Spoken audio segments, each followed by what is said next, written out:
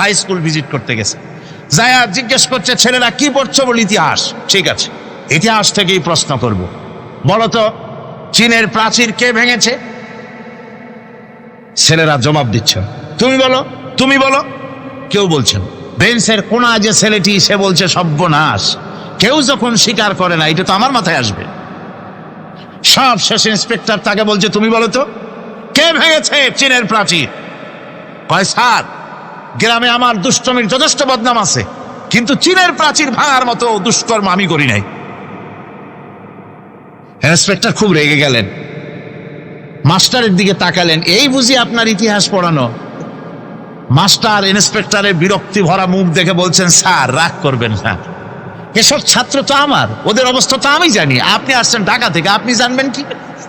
আমি হলপ করে বলতে পারি আমার ক্লাসের কোন ছাত্র চীনের প্রাচীর ভাঙে নাই।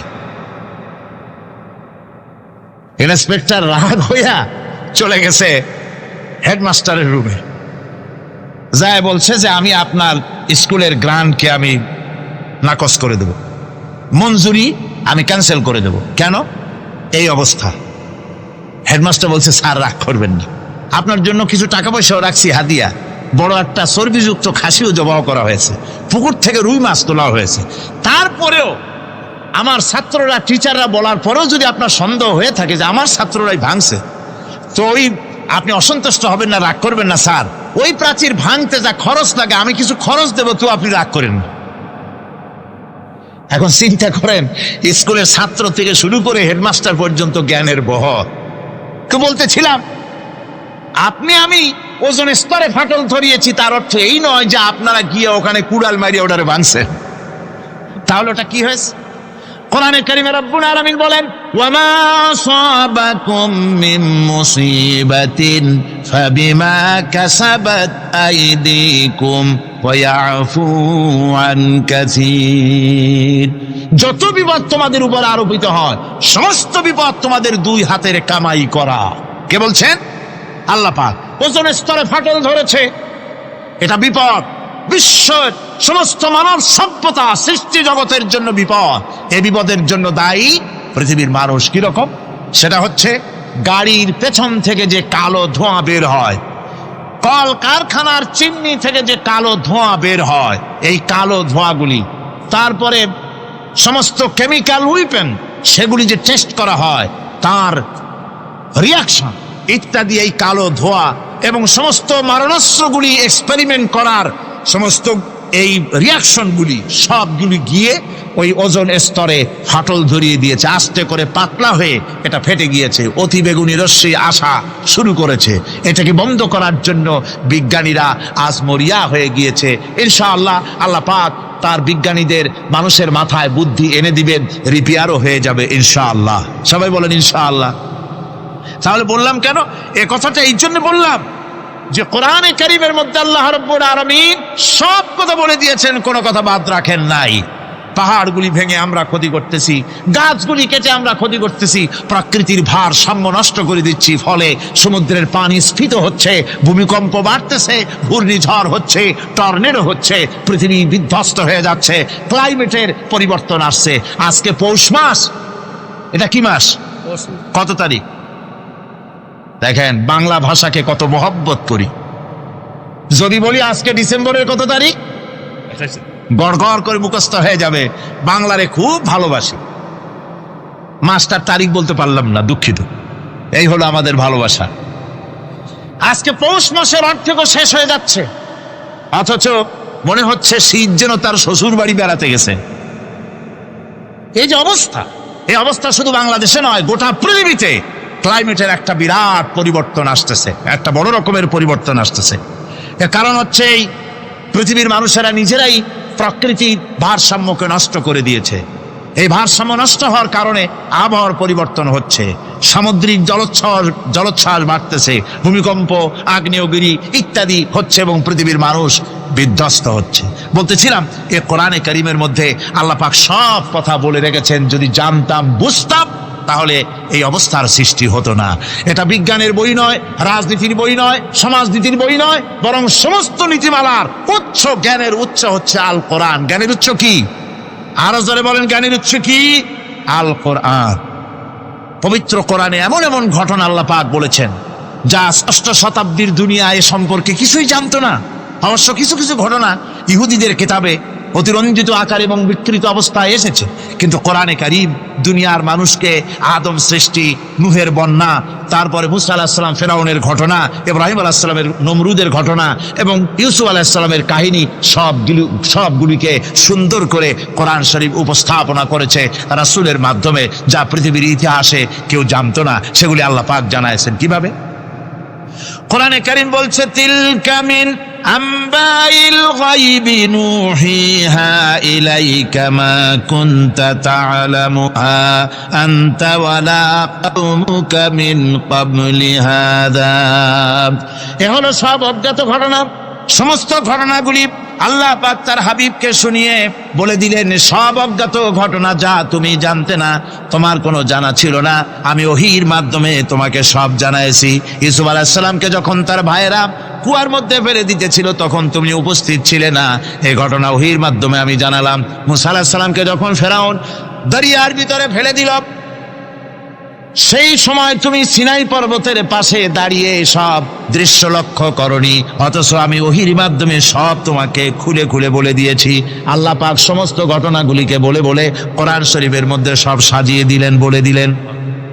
তিনি বললেন, ওয়ামা কুনতা বিজানিবিল গারবি ইয কাযাইনা ইলা মুসাল আমরা ওয়ামা কুনতা মিনাশ শাহিদিন। ফিরআউন যে মুসার সঙ্গে যে ব্যবহারটা করলো, এ সময় সেখানে তুমি উপস্থিত ছিলে না, আমি ওহীর মাধ্যমে তোমাকে তা জানিয়েছি। كذلك نقص عليك من أنباء ما قد سبق وقد آتيناك من لدنا ذكرا। আল্লাহ পাক বলেন, এভাবে আমি আপনার কাছে অতীত ঘটনাবলী ওহীর মাধ্যমে নিখুঁতভাবে আপনার সামনে সব বলে দিয়েছি। আমার ভাইয়েরা, এই বিশ্বলোকে ঊর্ধ্ব লোক সম্পর্কে নিয়ে ভুল তথ্য বর্ণনা আল্লাহ পাক করে দিয়েছেন কোরআনের মাধ্যমে। 1665 খ্রিস্টাব্দে স্যার আইজাক নিউটন তিনি আবিষ্কার করলেন মাধ্যাকর্ষণ শক্তিকে। এই মাধ্যাকর্ষণ শক্তি, ল অফ গ্রাভিটেশন, এ সম্পর্কে মানুষের এর থেকে কিছু জানলো, কিন্তু আজ থেকে 1400 বছর আগে আল্লাহ রাব্বুল আলামিন তার উম্মি নবী, যিনি কোনো বিজ্ঞানাগারে লেখাপড়া করেন নাই, কোনো সায়েন্স রিসার্চ করেননি, যিনি কোনো কলেজ ইউনিভার্সিটিতে পড়াশোনা করেননি, তার মাধ্যমে জানিয়েছেন মাধ্যাকর্ষণ শক্তির কথা। কোরআন বলছে, ইন্নাল্লাহা ইউমসিকুস সামাওয়াতি ওয়াল আরদা আন তাজুলা। এই পৃথিবী এবং সমস্ত গ্রহ উপগ্রহকে আল্লাহ পাক বলছেন, আমি এমন এক শক্তি দিয়েছি যে শক্তির মাধ্যমে একটা আরেকটাকে আকর্ষণ করে রাখছে। এই পৃথিবীতে মাধ্যাকর্ষণ শক্তি শুধু পৃথিবীর নাই, সূর্যের আছে, মঙ্গলের আছে, নেপচুনের আছে, ইউরেনাসের আছে, বৃহস্পতির আছে। প্রত্যেকটি গ্রহের আলাদা আলাদা মাধ্যাকর্ষণ শক্তি আছে, আর এই শক্তির বলে একটা আরেকটাকে টেনে ধরছে যাতে করে বিচ্ছিন্ন হয়ে না যায়, যাতে করে ধ্বংসপ্রাপ্ত না হয়। এগুলি আল্লাহ পাক এই তথ্যগুলি কোরআনে কারীমের মধ্যে বলেছেন। ফলে মরিস বুকাইলির মতো লোক, যিনি ফরাসি দার্শনিক, তিনি বলেছেন দুনিয়ার সমস্ত বিজ্ঞানীদের থিওরি হচ্ছে এই যে বিজ্ঞানের কোনো থিওরি ফাইনাল নয়। আজ একটা হচ্ছে, কাল সেটাকে পরিবর্তন করে নতুন আর এক থিওরি আসতেছে। কিন্তু কোরআনে কারীমের মধ্যে আমি, কে বলতেছেন এ কথা? না না না, মরিস বুকাইলি বলছে, কোরআন শরীফের ভিতরে আমি যে বিজ্ঞানের তথ্য পেয়েছি, থিওরি পেয়েছি, তার কোনো পরিবর্তন আজও হয় নাই, ভবিষ্যতেও হওয়ার কোনো সম্ভাবনা নাই। মরিস বুকাইলি মনে করেছিলেন বেদ আর বাইবেলে যেমন ভুল আছে, কোরআন শরীফে ওই রকম ভুল আছে, নাউজুবিল্লাহ। সেই জন্য তিনি আরবি শিখলেন কোরআন বোঝার জন্য, ভুল ধরার জন্য। কোরআন শিখলেন কি জন্যে? ভুল ধরার জন্য। আর এমন শেখা শিখছেন, ওই আরবি শিক্ষা মানে আমাদের দেশের লোকদের মতো আনাকুম জানাকুম শেখে নাই, ভালো করেই শিখছে, ভালো করেই মুখস্থ করেছে, তার ভালো করে আরবি শিখেছেন, তারপরে কোরআন শরীফ পড়েছেন, তারপরে তিনি এ কোরআন পড়ে তেলাওয়াত করে বুঝে এরপরে তিনি বই লিখেছেন the Bible, the Quran and science. এই বইয়ের মধ্যে তিনি পরিষ্কার লিখেছেন, কোরআন পড়লাম, এর ভিতরে একটা নকতা দেওয়ার, একটা কলমের ফোঁটা দেওয়ার জায়গা কারো নাই। কোরআন নিঃসন্দেহে মহান স্রষ্টা আল্লাহ রাব্বুল আলামিনের মানুষের বানানো কিতাব, এটা হতে পারে না।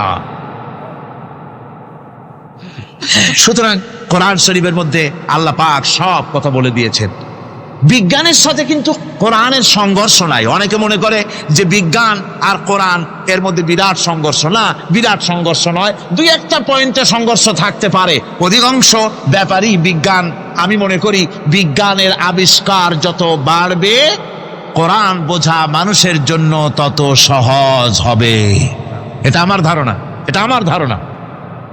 বিজ্ঞানের সাথে দুই একটা পয়েন্টের উপরে সংঘর্ষ আছে, যেমন চন্দ্র এবং সূর্য সম্পর্কে, সৌরজগৎ সম্পর্কে Copernicus, Kepler, Galileo, Newton, Einstein মহাশূন্য সম্পর্কে যে সব বক্তব্য রেখেছেন, সেসব বক্তব্যের সাথে কোরআন শরীফের কিছুটা বৈপরীত্য রয়েছে। যেমন কেউ বলেছেন সূর্য ঘোরে, পৃথিবী স্থির, কেউ বলে সূর্যের চতুর্দিকে পৃথিবী ঘোরে, কেউ কয় চন্দ্র ঘোরে, কেউ কয় আমরা কি আর বসে থাকি, আমরাও ঘুরি। কিন্তু আসলে ঘোরেটাকে কে ঘোরে, এ ফয়সালা কে দেবে? কে দিবে বলুন তো? হ্যাঁ, ঠিক বলেছেন, আল্লাহই দিবেন, কারণ এগুলি সৃষ্টি করেছেন কে? এবার শুনুন, এই বিতর্কের মীমাংসা আল্লাহ পাক করছেন কোরআনে কারিমে বহু আগে। গ্যালিলিও, কেপলার, কোপারনিকাস এদের বলার অনেক আগে বিশ্বনবী জনাবে মুহাম্মদ রাসূলুল্লাহ সাল্লাল্লাহু আলাইহি ওয়াসাল্লাম তিনি বলে দিয়েছেন, আল্লাহর কথা তিনি বলেছেন, লাশ-শামসু ইয়ামবাগি লাহা আন তুদরিকাল কামারা ওয়ালাল লাইলু সাবিকুন নাহার ওয়া কুল্লুন ফি ফালাকিন ইয়াসবাহুন।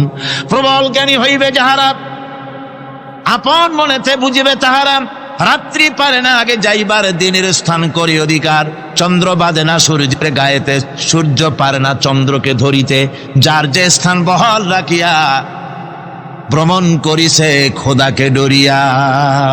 আল্লাহ রাব্বুল আলামিনকে ভয় করে সব ঘুরছে, চাঁদও ঘোরে, সূর্য ঘোরে, মঙ্গল ঘোরে, ইউরেনাস ঘোরে, বৃহস্পতি ঘোরে, পৃথিবীও ঘোরে, সব ঘুরছে তো ঘুরছেই, বন করে ঘুরছে একটা নির্দিষ্ট কক্ষপথে, আপন আপন কক্ষপথে ঘুরছে, যার ফলে অ্যাক্সিডেন্ট হয় না। সুবহানাল্লাহ, জোরে বলেন সুবহানাল্লাহ। নির্ধারিত কক্ষে ঘুরছে, নির্ধারিত কক্ষে ঘুরছে। এর কক্ষগুলি আল্লাহ পাক ঠিক করে দিয়েছেন, সেই কক্ষে ঘুরতেছে, একে অপরের পথ অতিক্রম করতেছে না। আবার ওই মহাশূন্যের ভেতরে রয়েছে ব্ল্যাক হোল। ব্ল্যাক হোল কি?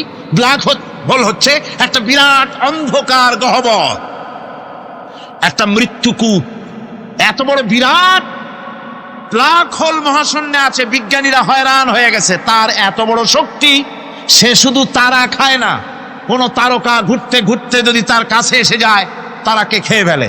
কোন আলো যদি কাছে আসে, আলো শুষে নিতে নিতে আলো যার থেকে এসেছে সেটাকেও শেষ করে ফেলে। এ ধরনের একটা দারুণ আকর্ষণী শক্তি তার মধ্যে আল্লাহ সৃষ্টি করেছেন। একটা ব্ল্যাক হোল আছে মহাশূন্যের ভিতরে। সূর্য, চন্দ্র, গ্রহ, নক্ষত্র, যে সূর্য পৃথিবীর চাইতে 13 লক্ষ গুণ বড়, এমন 2 কোটি সূর্য খাইয়া হজম করতে পারে এত বড় ব্ল্যাক হোল আল্লাহ তৈরি করে রেখেছেন মহাশূন্যের উপরে। রয়েছে মিল্কি ওয়ে, রয়েছে গ্যালাক্সি, অন্তত 10,000 কোটি, 10 সহস্র কোটি তারকা দিয়ে সমৃদ্ধ গ্যালাক্সি মিল্কি ওয়ে, যেটা অন্ধকার রাত্রে, তারকা সজ্জিত রাতে উত্তর দক্ষিণ দিকে টানা একটা পথের মতো দেখা যায়। এটা হচ্ছে গ্যালাক্সি, এইটাকে বলা হয় মিল্কি ওয়ে। এটা হচ্ছে ছায়াপথ।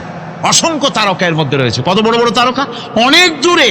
তাই আমরা দেখি বিন্দু বিন্দু, আসলে কি বিন্দু না। কত বড় জানেন? বিজ্ঞানীরা বলেছেন দৈত্যের মতো বিরাট বিরাট তারকা আছে, যে সূর্য পৃথিবীর চাইতে 13 লক্ষ গুণ বড়। এরকমের সূর্যের অন্তত 3 কোটি সূর্য খাইয়া হজম করতে পারে এরকম অসংখ্য তারকা মিল্কি ওয়ের ভিতরে আল্লাহ সৃষ্টি করেছেন। সুবহানাল্লাহ বিহামদিহি, সুবহানাল্লাহ। আর মানুষ লাফায়, 4 আঙ্গুল মানুষ খালি লাফ দেয়, মোষ কতগুলো রাখিয়া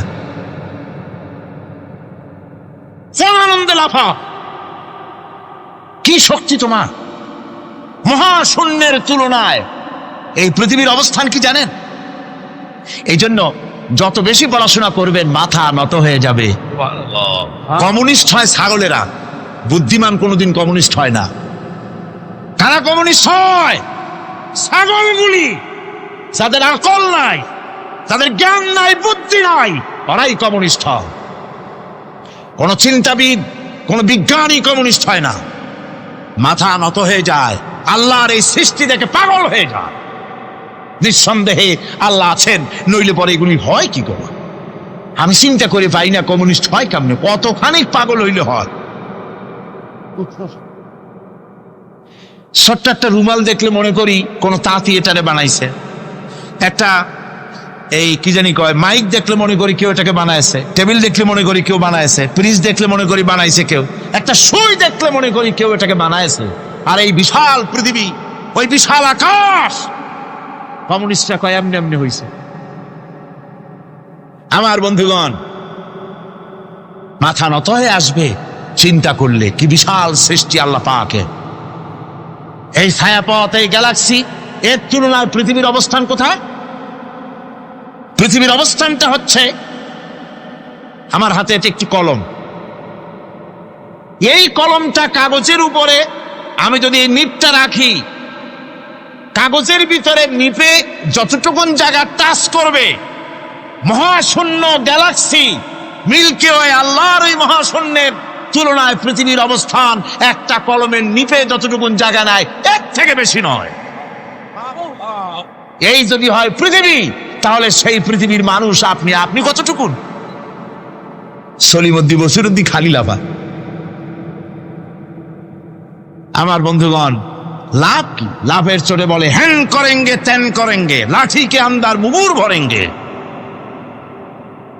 কয়দিন পর শোনা যায় শীত হয়ে পড়ছে, কিছু নাই। সুতরাং আল্লাহ পাকের অসীম সৃষ্টি জগৎ, এর সঙ্গে বিজ্ঞানের সংঘর্ষ কম, দুই একটা পয়েন্টে আছে। বাকি সবগুলিতে বিজ্ঞানের আবিষ্কার যত বাড়তেছে, আল্লাহরে চেনা, সৃষ্টি জগৎকে জানা মানুষের জন্য তত সহজ হচ্ছে।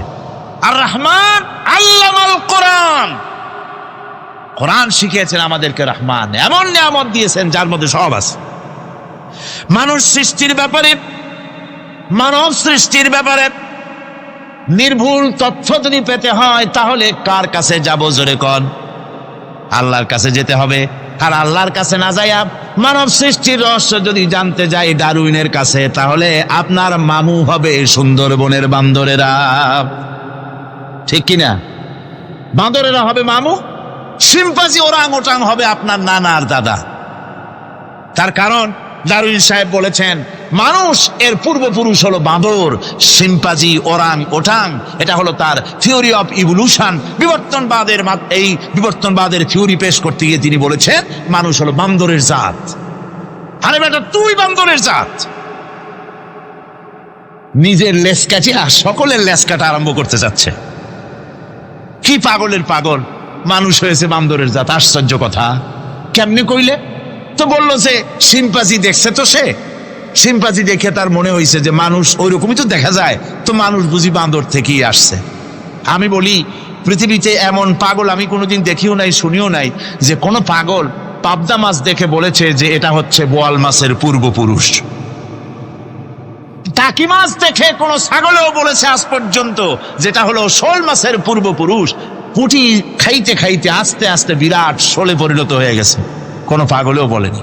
আচ্ছা, মেনে নিলাম ডারউইন সাহেবের থিওরি, মেনে নিলাম এক সেকেন্ডের জন্য যে বান্দর থেকেই মানুষ হয়েছে। এখনো তো বানর প্রজাতি আছে না? শেষ হয়ে গেছে? আছে কিনা? তাহলে সুন্দরবনে যান, যে দেখুন কোন বাঁদর কি এ পর্যন্ত দেখা গেছে যে কোমর পর্যন্ত মানুষের মতো হয়ে গেছে। আর একটু দুধ আর পনির আর একটু এই শুটকি মাছ, লোট্টা ফিশ খাওয়াইলে আর কদিনের মধ্যে এই বান্দরটা মানুষ হয়ে যাবে। হয়েছে এরকম? বাঁদরের 12 আনা মানুষ হয়ে গেছে, 14 আনা মানুষ হয়ে গেছে, আর অল্প একটু বাকি। এরকম দেখা গেছে কোথাও? দেখা যায়। যেগুলি পাগলামি কথা, পাগলামি কথা।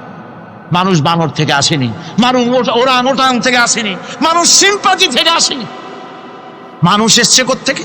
এটা জানতে হলে, এ নির্মূল তথ্য জানার জন্য আসতে হবে কোরআনের কাছে। কার কাছে? আল্লাহ রাব্বুল আলামিন তার হাবিবের মুখ থেকে মানব সৃষ্টি রহস্য তিনি উদ্ঘাটন করে দিয়েছেন। তিনি বলেছেন, দুনিয়াবাসীকে শুনিয়েছেন, ফালয়ানজুরিল ইনসানু মিম্মা খুলিক খুলিকা মিন মাইন দাফিকিন ইয়াখরুজু মিন বাইনিস সুলবি ওয়াত তারাইব।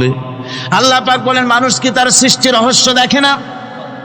কেমনে তাকে আমি সৃষ্টি করেছি? মায়ের বক্ষ পিঞ্জর থেকে, বাপের পৃষ্ঠ থেকে সবেগে নির্গত এক ফোঁটা নাপাক পানি দিয়ে আমি আল্লাহ মানুষকে সৃষ্টি করেছি। বান্দর থেকে নয়, ওরাংওটাং থেকে নয়, সিম্পাজি থেকে নয়, মানুষের অরিজিন মানুষ। আদম থেকে তোমরা জন্মগ্রহণ করেছো, আদম এসেছে মাটি থেকে, তোমরা এসেছো আদম থেকে। সুবহানাল্লাহি ওয়া বিহামদি। এটাই হলো মানব সৃষ্টি রহস্যের কথা আল্লাহ পাক বলে দিয়েছেন। অন্যত্র আল্লাহ বলেন, ইন্না খালাকনাকুম মিন তুরাবিন সুম্মা মিন নুতফাতিন সুম্মা মিন আলাকাতিন সুম্মা মিন মুদগাহ। নিষ্প্রাণ মাটি থেকে তোমার উৎপত্তি হয়েছে, আর এই নিষ্প্রাণ মাটি দিয়ে তোমাকে তৈরি করা হয়েছে। এগুলি মাতৃগর্ভের ভিতরে গিয়া নাপাক পানি ফোঁটা জমাট রক্ত হয়েছে, গোশত হয়েছে, তারপরে মানুষের আকৃতি দিয়েছি, আর এরপরে বাচ্চার আকারে মায়ের পেট থেকে আমি আল্লাহ মানুষ করে তোমাকে বের করেছি। সুতরাং মানব সৃষ্টি রহস্যের কথা বিজ্ঞানের সাথে যেটা সাংঘর্ষিক হবে কোরআনের সাথে, আমরা সেটা মানতে পারি না। আমাদেরকে মানতে হবে মূল জ্ঞানের কিতাবটা। মূল জ্ঞানের কিতাব কোনটা? জোরে কম তো কোনটা? কোরআন। এখানে সব কথা আল্লামাল কোরআন। কোরআন শিখিয়ে মানুষকে আল্লাহ পাক সবচাইতে বড় দয়া করেছেন, এর থেকে বড় দয়ার হয় না। কোরআন শিখিয়েছেন আমাদের, যার মধ্যে সমস্ত তথ্যের কথা আল্লাহ পাক বলেছেন। The universe and doctor Einstein বইয়ের ভিতরে লেখা হয়েছে যে একদিন এমন হবে যখন ধীরে ধীরে সূর্য তার আলো হারিয়ে ফেলবে, চন্দ্র নিষ্প্রভ হয়ে যাবে, আর পৃথিবী আস্তে আস্তে তার গতি হারিয়ে ফেলবে। একথা আজকের বিজ্ঞানীরা অথবা আজ থেকে কয়েক বছর আগের বিজ্ঞানীরা একথা বলছেন। কিন্তু রাসূল করিম সাল্লাল্লাহু আলাইহি ওয়াসাল্লামের মুখ থেকে আজ থেকে 1400 বছর আগে, যিনি বিজ্ঞানাগারে মোটেও পড়াশোনা করেন নাই, লিখতে জানেন না, পড়তে জানেন না, সই করতে জানেন না, বিজ্ঞান আসছে কথা বলছে, সেই কথা 1400 বছর 1500 বছর আগে রাসূল করিমের মুখ থেকে আল্লাহ পাক বলছেন। কোরআনে কারীম বলছে, ইয়াসআলু আইয়ানা ইয়াউমুল কিয়ামা ফাইযা বারিকাল বাসারু ওয়া খাসাফাল কামারু ওয়া জুমিআশ শামসু ওয়াল কামার। হে রাসূল, রাসূলের কাছে জিজ্ঞাসা করে কিয়ামত কবে হবে? আল্লাহ পাক বলেন, বলে দিন যেদিন চন্দ্র তার আলো হারিয়ে ফেলবে, যেদিন সূর্য তার আলো হারিয়ে ফেলবে, আর চন্দ্র আর সূর্য সব একাকার হয়ে যাবে। আজ ওরা বলছে চাঁদে আলো থাকবে না, সূর্য আগের থেকে তার উত্তাপ এবং আলো স্তমিত হতেছে, এবং হতে হতে এমন এক পর্যায়ে আসবে যখন সূর্য আলো হারিয়ে ফেলবে। বিজ্ঞানীরা গত 4-5 বছর আগে এ বক্তব্য রেখেছেন, কিন্তু 1400 বছর আগে বিজ্ঞানের লালনাগারে লেখাপড়া না করে হুজুরের মুখ থেকে আল্লাহ কথা বলে দিয়েছেন। তাহলে বিজ্ঞানের আসল কিতাব কোনটা? জোরে বলেন কোনটা? আল্লাহ পাক আরো বলেন, ইজাশ শামসু কুবিরাত ওয়া ইযান নুজুমুন কাদারাত ওয়া ইযাল জিবালু সুজ্জিরাত। তারকাগুলি, সূর্যের আলো থাকবে না, নক্ষত্রগুলো স্থানচ্যুত হয়ে যাবে, কক্ষচ্যুত হয়ে যাবে, পাহাড়গুলিকে পরিচালিত করে দেওয়া হবে, কিছুই থাকবে না, সব শেষ হয়ে যাবে।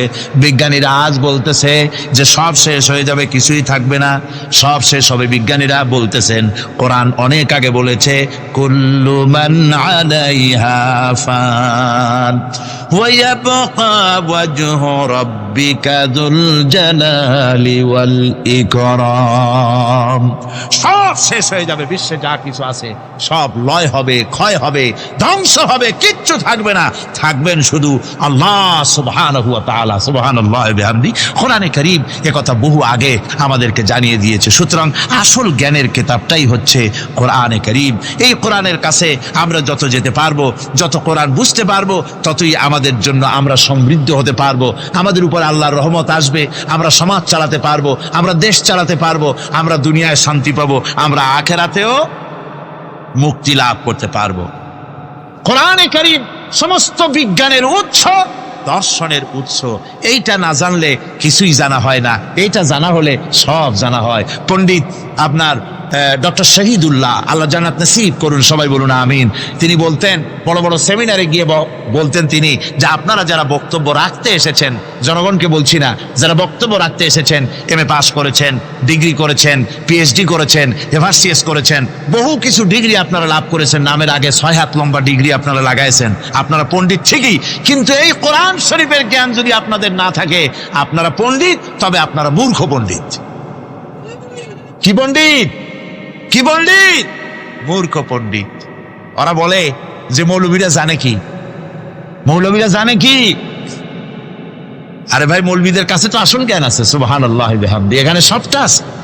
আপনারা এখানে আসেন, এটা বিশ্বাস করলে আপনি সবটা পেয়ে যাবেন। কোরআন বিশ্বাস করতে পারলে, কোরআন জানতে পারলে আপনি সব জানবেন। কোরআনে কারীমের মধ্যে আল্লাহ পাক কত কথা বলেছেন, এর মধ্যে আছে আল্লাহ পাক বলেছেন, আফালা ইয়ানজুরুনা ইলাল ইবিলি কাইফা খুলিকাত। এই যে আমি উটগুলোরে বানাইছি, কেমনে বানাইলাম তোমরা কি দেখছো? উট কেমনে বানিয়েছি? মুফাসসিরিনে কেরাম এর উপরে অনেক আলোচনা করেছেন। তারা বলেছেন যে উট মরুভূমির জাহাজ, তারপরে উটের পিঠে একটা চুট আছে, কোন কোন উটের পিঠে 2টা চুট আছে, মাঝখানে বসে একটারে হেলান দিয়ে আর একটা ধরে বসা যায়। আমি দেখছি 2টা চুটওয়ালা উট, আফ্রিকান উট আমি দেখেছি, যে চুট সুবহানাল্লাহ, দেখলে অবাক হয়ে যেতে হয় যে আল্লাহর কি কুদরত। উটের পৃষ্ঠে 2টা চুট, মাঝখানে আপনি বসবেন, পিছনেরটা একটা সোফা সেটের মতো, পিছনে হেলান দিলে, আর সামনে যখন সে মরাল সম চড়াই উত্তরাই পথ দিয়ে নামা ওঠা করবে, তখন আপনি যেন পড়ে না যান, সেজন্য সামনেরটা বুকের সাথে জড়ায় ধরবেন। এরপরে কি সৃষ্টি আল্লাহর, সুবহানাল্লাহি বিহামদিহি। জিরাফগুলি দেখুন, জিরাফগুলি তার মাথা কত বড় উঁচা। লন্ডন জুতে জিরাফ দেখলাম, সে জিরাফের দেহ থেকে তার মাথাটা 22 ফিট উঁচা। মানে সে যদি নিচে দাঁড়ায়, 3 তলা বিল্ডিং এর ছাদের উপরে নাস্তা দিলে তো নিচে দাঁড়ায় খাইতে পারে, এই অবস্থা। সেই জিরাফে পানি খাবে কেমনে? মাথা হলো অত উঁচায়, পিছনের ঠ্যাং 2টা খাটো, সামনের ঠ্যাং 2টো উঁচা, এখন পানি খাবে কেমনে? ওই মাথা নামাইতে গেলে ঠ্যাং তো অনেক উঁচা। আল্লাহ পাক এমন সুন্দর ব্যবস্থা করলেন, সামনের 2টা ঠ্যাং এভাবে সরায় দেওয়ার মতো। ও যখনই পানি খায় দেখলাম 2টা ঠ্যাং অনেক ছাড়ায় দেয়, 2 দিকে ঠ্যাং চলে যায়, তখন মাথাটা সহজে নিচে নামায় আসে, পানি খাইতে পারে। এই সুযোগগুলি আল্লাহ সুবহানাহু ওয়া তাআলা তিনি করে দিয়েছেন। ওমা কুন্না আনিল খালকি গাফিলিন, আমি আমার সৃষ্টি জগৎ সম্পর্কে অমনোযোগী নহি। সুবহানাল্লাহি বিহামদিহি। ভল্লুকগুলি কি বিরাট বিরাট একটা ভল্লুক, শ্বেত ভল্লুক দেখেছি, কৃষ্ণ ভল্লুক দেখেছি, সে মনে হয় যেন পায়ের তলায় হাফসুল করা, ঠিক জুতা পায়ের তলাটা তেমন দেখা যায়, ওই রকমের তলাটা, গায়ে একেবারে পশম। লোক ওই বরফের দেশে থাকতো, সে শীত কষ্ট না পায়, সেই জন্য আল্লাহ একটা কম্বল ওর গায়ে জড়াই দিয়েছে, অটোমেটিক কম্বল। সুবহানাল্লাহি বিহামদিহি। তো উট, আল্লাহ বলছেন উট কেমনে বানাইছি দেখছো?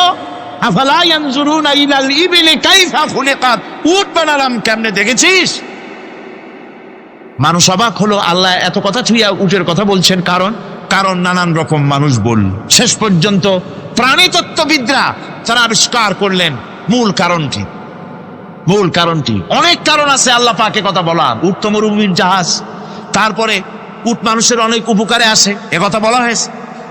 প্রাণীতত্ত্ববিদরা খুঁজে খুঁজে তারা দেখতে পেয়েছে যে উটকে জবাহ করে দেখা গেছে, উট সমস্ত প্রাণী বাতাস থেকে অক্সিজেন যতটা গ্রহণ করে ততটা ছেড়ে যায়, যতটা গ্রহণ করে ততটা ছেড়ে যায়।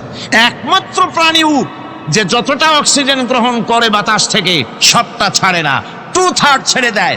1/3 তার লাংসের পাশে রাখার জন্য আল্লাহ পাক একটা চেম্বার তৈরি করেছেন।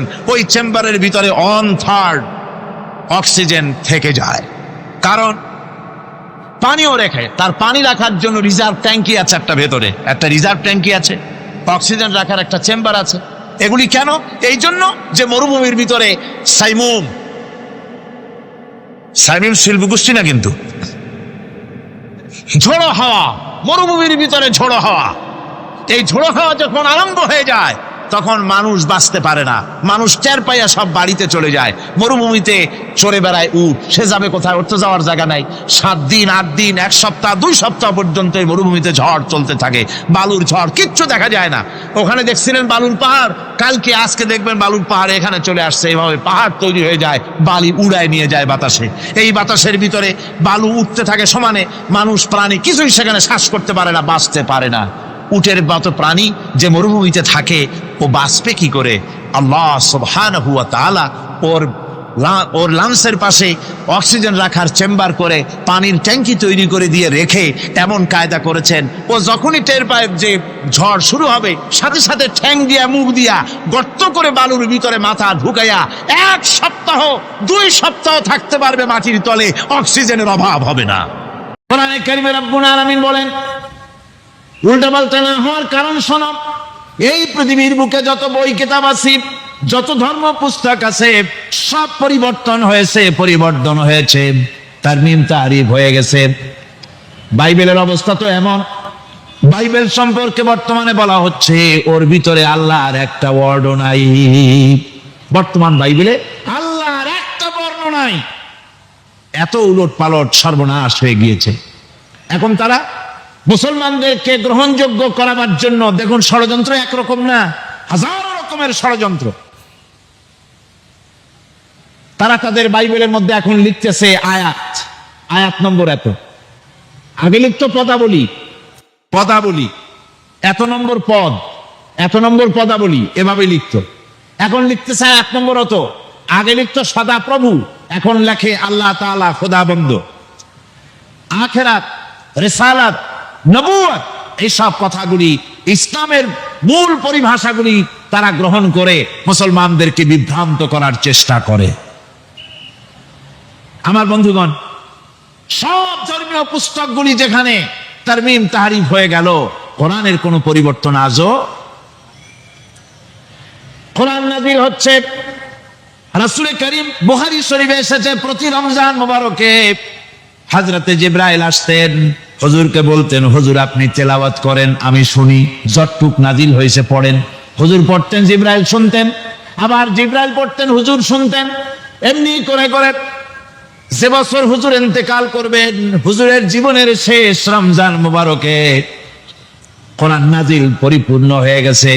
হযরত জিবরাইল বলেন, হুজুর কোরআন তো নাজিল তামাম হয়ে গিয়েছে, এবার আপনি পুরা কোরআন পড়ে আমারে শোনান। হযরত রাসূল পুরাটা পড়ে 30 পারা পড়ে শোনায় দিলেন, জিবরাইল শুনলেন। এবার জিবরাইল বলেন, হুজুর আমি তেলাওয়াত করতেছি, আপনি শোনেন। হযরতে জিবরাইল 30 পারা পড়লেন, হুজুর শুনলেন। আবার হযরত জিবরাইল বলেন, হুজুর আবার আপনি পড়েন। হুজুর পড়লেন, জিবরাইল শুনলেন, আবার জিবরাইল পড়লেন, হুজুর শুনলেন।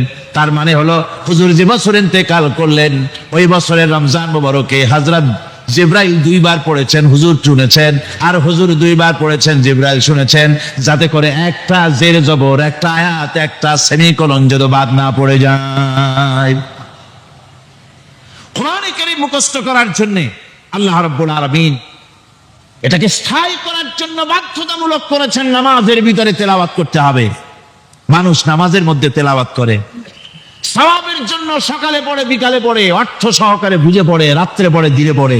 পৃথিবীতে এমন একটা মুহূর্ত নাই যখন কোরআনে কারীম তেলাওয়াত হয় না। জোরে কোন সুবহানাল্লাহ। মানুষ এটাকে তেলাওয়াত করতেছে, মুখস্থ করতেছে। এই কোরআন শরীফের ভিতরে রয়েছে সব কিছু। এর মধ্যে রয়েছে ইতিহাস, এর মধ্যে আছে বিজ্ঞান, এর ভিতরে রয়েছে দর্শন, ভূতত্ত্ব, উদ্ভিদ তত্ত্ব, নৃতত্ত্ব, খতত্ত্ব, জ্যোতির্বিজ্ঞান। এর ভিতরে রয়েছে মানুষের পারিবারিক নীতি, সামাজিক নীতি, চুক্তি নীতি, বন্ধু নীতি, যুদ্ধ নীতি, মানুষের যা প্রয়োজন সব কিছু এ কোরআনে কারীমের মধ্যে আল্লাহ পাক সন্নিবেশিত করে দিয়েছেন। জোরে কোন সুবহানাল্লাহি ওয়া বিহামদিহি। আমার ভাইয়েরা, কোরআন এর পরিচয়ের কথা বলতেছিলাম। আল্লাহ পাক কি কোরআন আমাদের শিখালেন, কোন কোরআন আমাদের শিখিয়েছেন, সেই কোরআনের পরিচিতি আপনাদের সামনে আমি তুলে ধরতেছি। আমি নিজে না, এবার কোরআন তার পরিচয় নিজেই দেবে। কেউ যদি কোরআনের কাছে জিজ্ঞাসা করে, কোরআন তুমি কোথা থেকে নাজিল হয়েছ, কে তোমাকে নাজিল করেছে, এই প্রশ্ন যদি কেউ কোরআনের কাছে করে, কোরআন নিজেই তার জবাব দিতে পারে কিনা? কোরআন নিজেই বলে, তানজিলাম মিম্মান খালাকাল আরদা ওয়াস সামাওয়াতিল উলা। এই কোরআন নাজিল করেছেন তিনি, যিনি ওই সুউচ্চ আকাশ আর জমিনকে যিনি সৃষ্টি করেছেন, সেই আল্লাহ আমারে নাজিল করেছেন। কোরআনের কাছে কেউ যদি প্রশ্ন করে, ও কোরআন এই পৃথিবীতে নাজিল হওয়ার আগে তুমি কোথায় ছিলে, কেউ যদি প্রশ্ন করে, কোরআনে কারীম নিজে নিজের পরিচয় শোনায়, আমি কোথায় ছিলাম শোনো, বাল হুয়া কুরআনুম মাজিদুন ফি লাউহিম মাহফুজ, বরং এই কিতাব অতীব মর্যাদা সম্পন্ন সুরক্ষিত ফলকে লিপিবদ্ধ ছিল, আমি ছিলাম লৌহে মাহফুজে, সেখান থেকে এসেছি। যদি কেউ প্রশ্ন করে কোরআন কি, কোরআন তুমি কার উপরে অবতীর্ণ হয়েছ, জবাব কোরআন নিজেই দেয়, ওয়া আমিনু বিমা নুজিলা আলা মুহাম্মাদ ওয়া হুয়াল হাক্কু মির রাব্বিহিম, ঈমান আনো সেই জিনিসের উপরে যেটা মুহাম্মদ সাল্লাল্লাহু আলাইহি ওয়াসাল্লামের উপর অবতীর্ণ হয়েছে। আবার অন্য আয়াতেও জবাব পাওয়া যায়, তাবারাকাল্লাযী নাযালাল ফুরকানা আলা আবদিহি লিয়াকুনা লিল আলামিনা নাযীরা, অতীব বরকতপূর্ণ মহান সত্তা সেই আল্লাহ রাব্বুল আলামিন যিনি তার বান্দার পরে ফুরকান অবতীর্ণ করেছেন। সুবহানাল্লাহি ওয়া বিহামদিহি। কোরআনের নাম আমি বলেছিলাম শুধু কোরআন নয়, অনেক নাম আছে। কোরআনের আরেক নাম ফুরকান, কোরআনের আরেক নাম কি? আল ফারকু বাইনাল হক্কি ওয়াল বাতিল। কোরআন হচ্ছে সেই মহাসত্য যা মিথ্যা এবং সত্যের মধ্যে পার্থক্য সূচিত করে, মঙ্গল এবং অমঙ্গলের মধ্যে পার্থক্য সৃষ্টি করে, যা সত্য এবং মিথ্যার মধ্যে তাফরিকা সৃষ্টি করে, সত্যকে মানুষকে বুঝিয়ে দেয়, তার নাম হচ্ছে ফুরকান। এবার যদি প্রশ্ন করা হয়, ও কোরআন বুঝলাম তুমি লৌহে মাহফুজে ছিলে, বুঝলাম তুমি নবীজির উপরে নাজিল হয়েছো, এবার বলো তুমি কোন মাসে নাজিল হয়েছো, তুমি তো আসছিলা প্রথম কোন মাসে নাজিল হয়েছো, এ প্রশ্ন যদি কেউ করে, কোরআন তার জবাবে বলবে, শাহরু রমাদানাল্লাযী উনজিলা ফীহিল কুরআন, রমজানের পবিত্র মাসে আমি অবতীর্ণ হয়েছি। সুবহানাল্লাহ। যদি প্রশ্ন করা হয়, রমজানে তো আসলো, কিন্তু প্রথম নাজিল হয়েছিল কোন সময়, ওটা কি দিন ছিল না রাত ছিল? কোরআন তার জবাবে বলে, ইন্না আনজালনাহু ফী লাইলাতিল কদর, কদরের পবিত্র রাতে আমি এই পৃথিবীতে আমার আগমন ঘটেছিল। যদি প্রশ্ন করা হয়, বুঝলাম সবই, কেন নাজিল হয়েছে তুমি, এই পৃথিবীতে তোমার আসার উদ্দেশ্য কি, মূল কাজটা কি, এই প্রশ্ন যদি করা হয়, কোরআনে কারীম তার জবাবে বলে, শোনো কেন এসেছি, লিতুখরিজান নাসা মিনাজ যুলুমাতি ইলান নূর, আমার মিশন হচ্ছে গোটা বিশ্ব মানবতাকে পঞ্জীভূত জমাট বাঁধা অন্ধকারের ভেতর থেকে টেনে বের করে আলোর সন্ধান দিতে, আলোর দিকে আনার জন্য আমি কোরআন নাজিল হয়েছি। গোটা পৃথিবীর মানুষ আছে অন্ধকারের ভিতরে। কিসের মধ্যে? অন্ধকার কি? অন্ধকার হচ্ছে পুঁজিবাদ, অন্ধকার সমাজতন্ত্র, অন্ধকার ধর্ম নিরপেক্ষতাবাদ, অন্ধকার জাতীয়তাবাদ, মানুষের তৈরি করা যত মতবাদ সব কি? জোরে কোন, সবগুলি কি? অন্ধকার।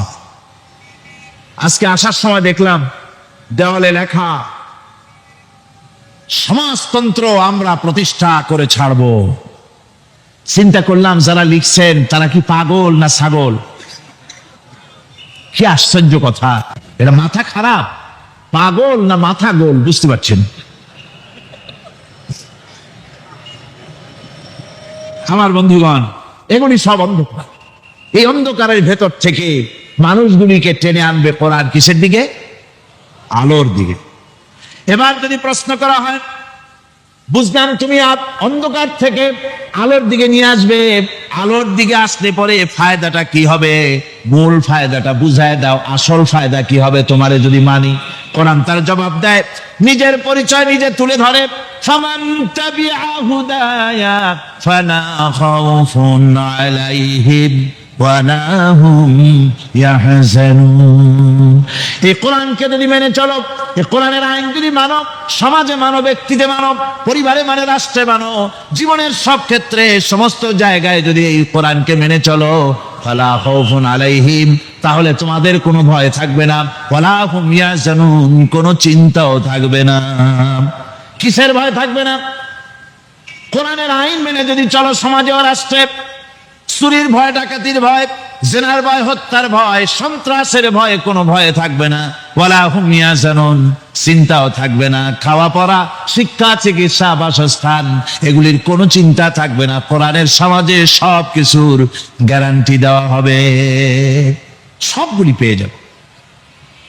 এখন যদি আবার প্রশ্ন করা হয়, কোরআন বুঝলাম তোমারে মানলে পরে সব ফায়দা হবে, তাহলে এবার জবাব দাও, তোমার ভিতরে কি রাজনীতি আছে নাকি? আমি তো মানুষ, আমার রাজনীতি করা লাগে। Man is social animal. আমরা তো জঙ্গলের পশু নই, আমরা তো মানুষ। আমাদের সমাজ আছে, আমাদের পৌর নির্বাচন আছে, আমাদের জাতীয় নির্বাচন আছে, আমাদের কলকারখানা আছে, জমিন আছে, আমাদের রাজনীতি, অর্থনীতি, সমাজনীতি আছে, পারিবারিক নীতি আছে, অনেক নিয়ম মালা আছে, নিয়ম নীতি আছে। তোমারে মানলে তোমার ভিতরে কি ওগুলো আছে নাকি, সে কথা বলো। কোরআন তার জবাবে বলে, ওয়ানাজ্জালনা আলাইকাল কিতাবা তিবয়ানান লিকুল্লি শাই ওয়া হুদান ওয়া রাহমাতান ওয়া বুশরা লিল মুসলিমিন। কোরআন জবাবে বলে, শুনে রাখো, শুধু অর্থনীতি, সমাজনীতি নয়, শুধু রাজনীতি আর শিক্ষানীতি, যুদ্ধনীতি নয়, তোমার জীবনে যা কিছু দরকার, ইহকালে যা কিছু দরকার, পরকালে, সব কথাগুলি আল্লাহ রব্বুল আলামিন আমি কোরআনের সিনার ভিতরে খুলে খুলে বর্ণনা করে দিয়েছেন। সব কথা এ কোরআনে কারীমের ভিতরে রয়েছে। তোমার এমন কোনো জিনিস নাই যা তুমি কোরআনে কারীমের মধ্যে পাবে না। তোমার সমস্ত প্রয়োজন আমার বুকের মধ্যে আল্লাহ দিয়ে দিয়েছেন। বিজ্ঞান আছে, দর্শন আছে, ইতিহাস আছে, সব আছে এর মধ্যে। তবে কোরআনের মধ্যে বিজ্ঞান আছে বলে আমি এটাকে বিজ্ঞানের কিতাব বলবো না, দর্শন আছে বলে দর্শনের কিতাব আমি বলবো না, রাজনীতি আছে বলে কোরআনকে আমি রাজনীতির কোনো কিতাব বলবো না। কোরআন তাহলে কি? কোরআন হচ্ছে অর্থনীতি, সমাজনীতি, রাজনীতি, পারিবারিক নীতি, মানুষের জীবনের যা কিছু প্রয়োজন, সমস্ত নীতি মালার নীতি গ্রন্থের নাম হতেছে কোরআনে কারীম। সমস্ত নীতিমালার নীতি গ্রন্থ কোরআন। এখানে রয়েছে সব কিছুর উৎস, যেটা গ্রহণ করলে পরে মানুষ আরামে থাকতে পারবে। অমুসলিম নাগরিক বৃন্দ তাদের নাগরিক মর্যাদা পাবে। মুসলমান, কৃষক, নারী, চিকিৎসা, কৃষিবিদ, সাধারণ মানুষ, রং, বর্ণ, ভাষা নির্বিশেষে গোটা মানব সভ্যতা আরামে বাস করতে পারবে। পশু পাখিও আরামে থাকবে, গাছপালাও আরামে থাকবে, যেহেতু নির্দেশ হয়েছে বিনা প্রয়োজনে গাছের পাতাটিও ছিঁড়ো না। ইসলামের সমাজ যদি চালু হয়, গাছেরাও আরাম পাবে, পাহাড়ও আরাম পাবে। চট্টগ্রামের লোকেরা যেভাবে পাহাড় কাটা আরম্ভ করেছে, এটা বড় দুঃখজনক। জুমলায় মোতারেজা একটা বলে দিলাম, অপ্রাসঙ্গিক হলেও জরুরি কথা। আপনারা পাহাড় কাটতেছেন না, আপনাদের নিজেদের পায়ে নিজেরা কুড়াল মারতেছেন। খবরদার, পাহাড় কাটবেন না। আল্লাহর প্রকৃতির ভারসাম্য আপনারা নষ্ট করছেন বলে ওজোন স্তরে ফাটল ধরেছে। তা রিপেয়ার করার জন্য আজকে বিশ্বের সব বিজ্ঞানীরা হতাশ হয়ে গিয়েছে, পাগল হয়ে গেছে। কেমনে এই ওজোন স্তরের ফাটলকে রিপেয়ার করব? ওজোন স্তরটা কি? ওজোন স্তর হচ্ছে, সুবহানাল্লাহ, আল্লাহর যে কত দয়া। সূর্য, সেই সূর্যের রয়েছে আলট্রা ভায়োলেট রে, যাকে বাংলায় বলা হয় অতি বেগুনি রশ্মি। যে রশ্মিটা সৃষ্টি জগতে যদি আসে আর তা যদি কোনো প্রাণীর শরীরকে টাচ করে, তাহলে সমস্ত প্রাণী ক্যান্সার হয়ে, এক্সিমা হয়ে, বিখাউস হয়ে, অ্যাজমা হয়ে সমস্ত প্রাণী মরে যাবে, কেউ বাঁচবে না। মারাত্মক রশ্মি। সেই রশ্মিটা যাতে সৃষ্টি জগৎকে টাচ করতে না পারে, সেজন্য আল্লাহ পাক একটা ওজোন স্তর তৈরি করেছেন। ওখানে এসে ওটা বাধাপ্রাপ্ত হয়, পৃথিবীর মাটিতে আসে না। যা কিছু পৃথিবীর মানুষের জন্য, পৃথিবীর জন্য কল্যাণকর, সেগুলি সূর্য থেকে আসতে থাকে। সুবহানাল্লাহ বিহামদি। যেটা ক্ষতিকর, সেটা আল্লাহ পাক আটকায় রাখেন। এখন সেই ওজোন স্তরে ফাটল ধরলো। কেমনে ফাটল ধরলো? ফাটল আপনি আমি ধরাইছি। আপনি বলবেন যেটা কেমন কথা, আমি তো ওইখানে যাই নাই, আমি ফাটল ধরাইলাম কেমনে? ওই যে সেই আপনার প্রাইমারি স্কুলে ভিজিট করতে গিয়েছিলেন ইন্সপেক্টর, তারপরে প্রাইমারি না হাই স্কুল ভিজিট করতে গেছে, যাই আর জিজ্ঞেস করছে ছেলেরা কি পড়ছে? বল ইতিহাস। ঠিক আছে, ইতিহাস থেকেই প্রশ্ন করব। বলতো চীনের প্রাচীর কে ভেঙেছে? ছেলেরা জবাব দিচ্ছেন, তুমি বলো, তুমি বলো। কেউ বলছেন। বেঞ্চের কোনা যে ছেলেটি, সে বলছে সর্বনাশ। কেউ যখন স্বীকার করে না, এটা তো আমার মাথায় আসবে। সব শেষ ইন্সপেক্টর তাকে বলছে, তুমি বলো তো, কে ভেঙেছে চীনের প্রাচীর? কয় স্যার, গ্রামে আমার দুষ্টমির যথেষ্ট বদনাম আছে, কিন্তু চীনের প্রাচীর ভাঙার মতো দুষ্কর্ম আমি করি নাই। ইন্সপেক্টর খুব রেগে গেলেন, মাস্টারের দিকে তাকালেন, এই বুঝি আপনার ইতিহাস পড়ানো? মাস্টার ইন্সপেক্টরের বিরক্তি ভরা মুখ দেখে বলছেন, স্যার রাগ করবেন না, এসব ছাত্র তো আমার, ওদের অবস্থা তো আমি জানি। আপনি আসছেন ঢাকা থেকে, আপনি জানবেন কি? আমি হলপ করে বলতে পারি আমার ক্লাসের কোন ছাত্র চীনের প্রাচীর ভাঙে নাই।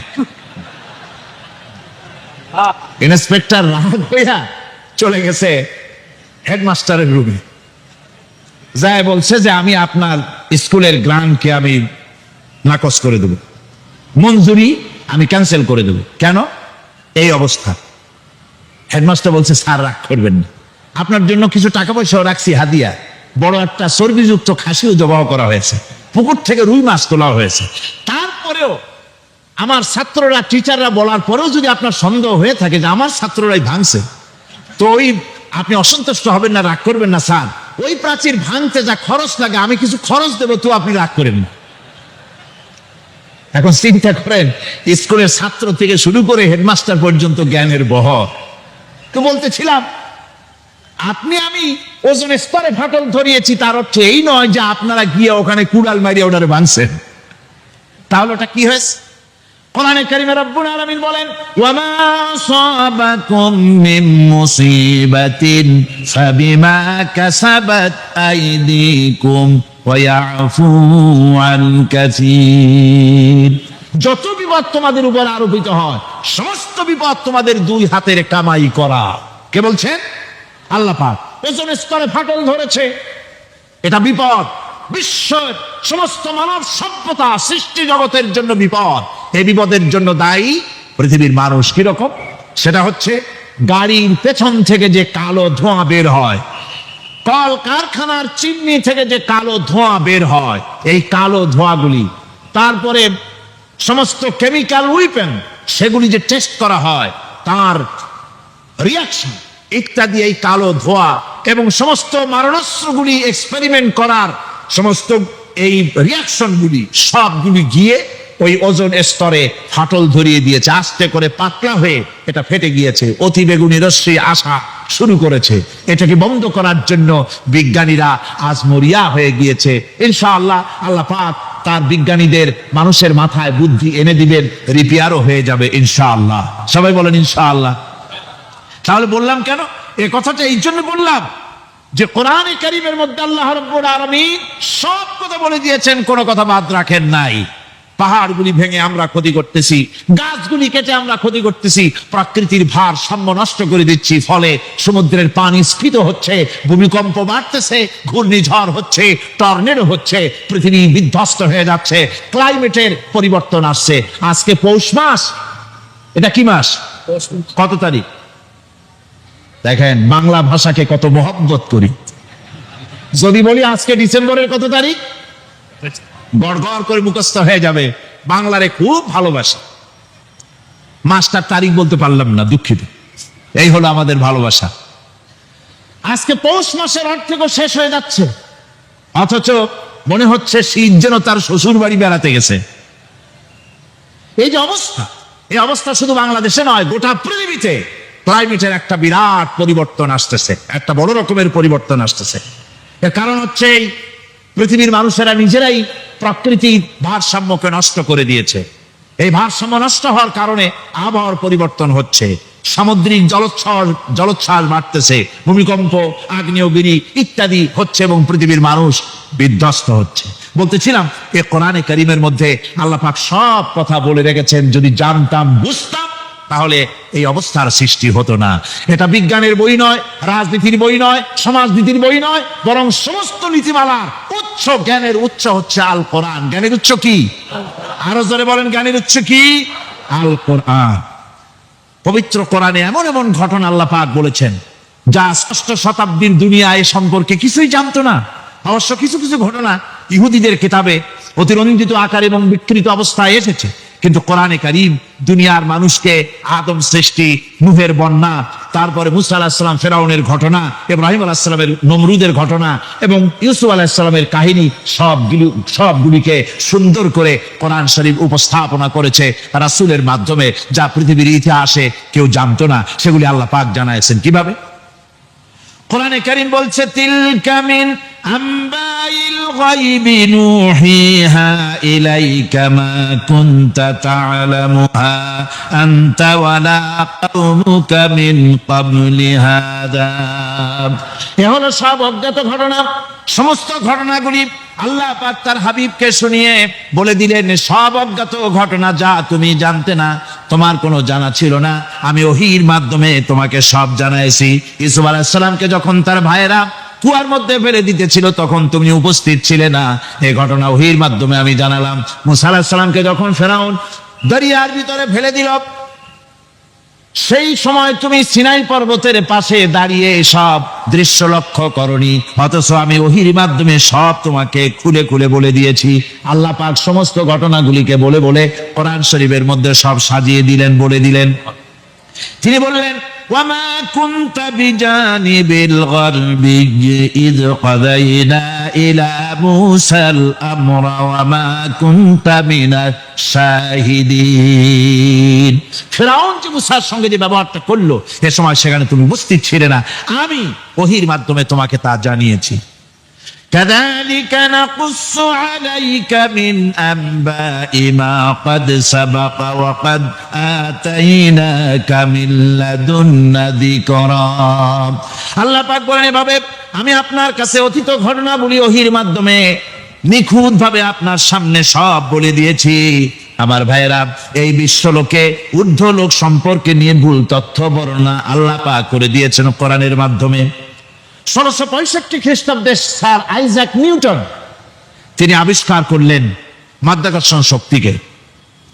এই মাধ্যাকর্ষণ শক্তি, ল অফ গ্রাভিটেশন, এ সম্পর্কে মানুষের এর থেকে কিছু জানলো, কিন্তু আজ থেকে 1400 বছর আগে আল্লাহ রাব্বুল আলামিন তার উম্মি নবী, যিনি কোনো বিজ্ঞানাগারে লেখাপড়া করেন নাই, কোনো সায়েন্স রিসার্চ করেননি, যিনি কোনো কলেজ ইউনিভার্সিটিতে পড়াশোনা করেননি, তার মাধ্যমে জানিয়েছেন মাধ্যাকর্ষণ শক্তির কথা। কোরআন বলছে, ইন্নাল্লাহা ইউমসিকুস সামাওয়াতি ওয়াল আরদা আন তাজুলা। এই পৃথিবী এবং সমস্ত গ্রহ উপগ্রহকে আল্লাহ পাক বলছেন, আমি এমন এক শক্তি দিয়েছি যে শক্তির মাধ্যমে একটা আরেকটাকে আকর্ষণ করে রাখছে।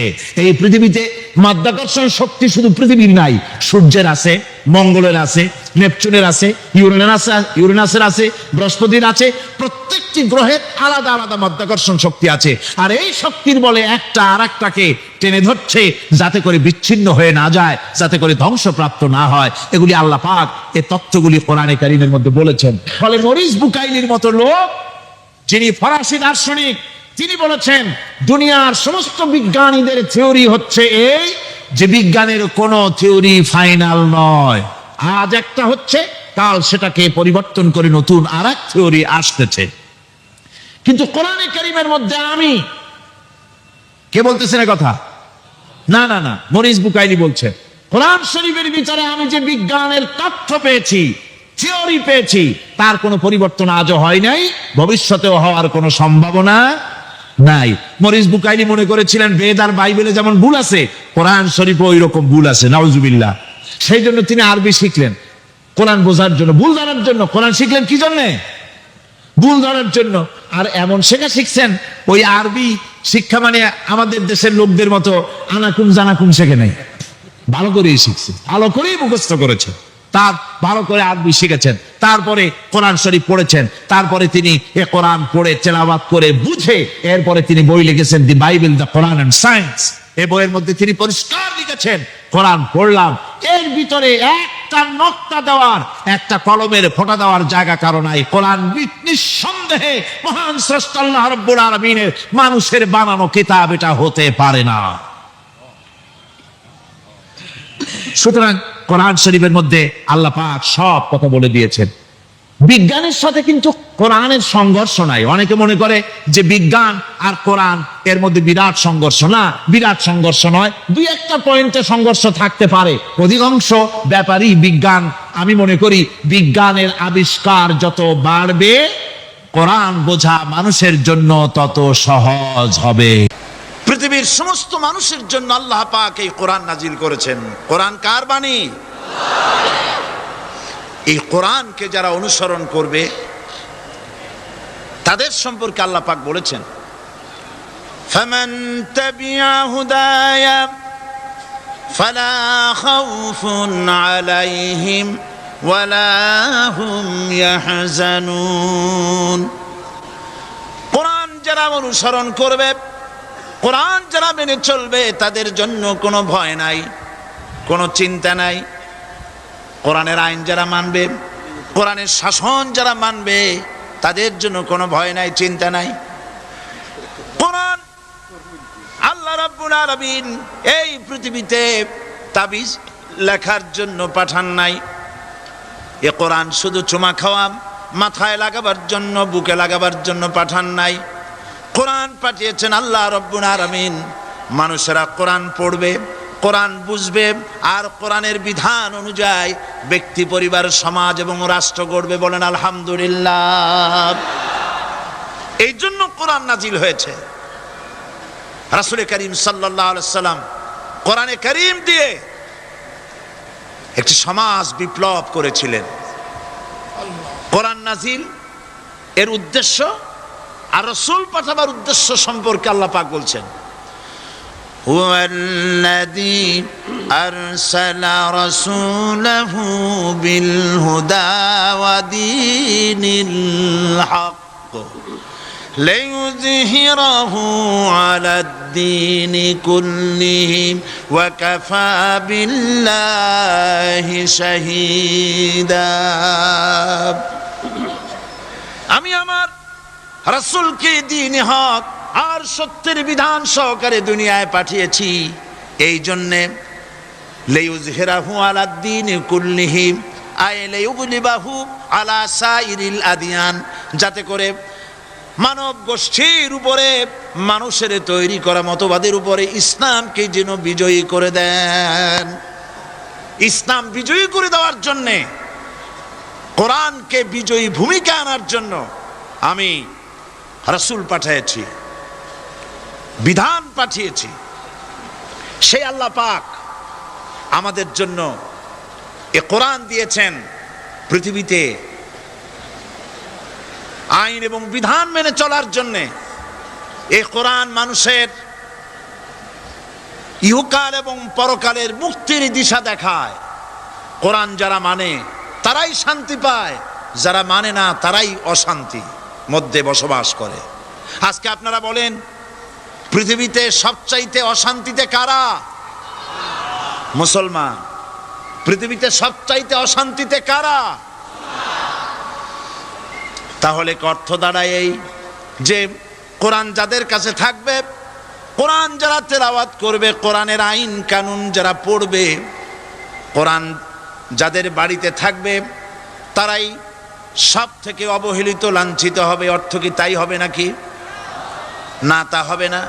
আল্লাহ পাক বলেছেন, তাহা মা আনজালনা আলাইকাল কুরআনা লিতাশকা। নবী হে, এই কোরআন আমি অবতীর্ণ করেছি এজন্য নয় যে কোরআন আপনার ভাগ্যকে বিনষ্ট করে দেবে, বরং কোরআন এসেছে ভাগ্যকে সুপ্রসন্ন করার জন্য। সুবহানাল্লাহ। সেই কোরআন থেকেই আমরা আলোচনা করেছি। গতকাল আলোচনা করেছিলাম সূরা আল বাকারার 255 নম্বর আয়াত। আয়াতটার নাম কি? আয়াতুল কুরসি। গতকালকের মতো আজও আসুন আমার সাথে তেলাওয়াত করেন। আউযু বিল্লাহি মিনাশ শাইতানির রাজিম।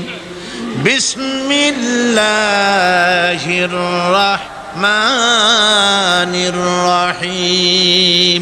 প্রত্যেক অক্ষরে অক্ষরে 10 করে নেকি এখন আমাদের নামে নামায় আমলে লেখা হচ্ছে। সুবহানাল্লাহ। গলা ছেড়ে দিয়ে সবাই পড়েন আমার সাথে, আল্লাহু লা ইলাহা ইল্লা হুয়াল হাইয়ুল কাইয়্যুম লা তাখুযুহু সিনাতুন ওয়ালা নাওম লাহু মা ফিস সামাওয়াতি ওয়া মা ফিল আরদ من ذا الذي يشفع عنده إلا بإذنه يعلم ما بين أيديهم وما خلفهم ولا يحيطون بشيء من علمه إلا بما شاء وسع كرسيه السماوات والأرض ولا يؤوده حفظهما وهو العلي العظيم صدق الله العظيم। আয়াতুল কুরসি হচ্ছে কোরআন শরীফের সর্বশ্রেষ্ঠ আয়াত। সুবহানাল্লাহ। রাসূল বলেছেন আয়াতুল কুরসি হচ্ছে কোরআনে কারীমের সর্বশ্রেষ্ঠ আয়াত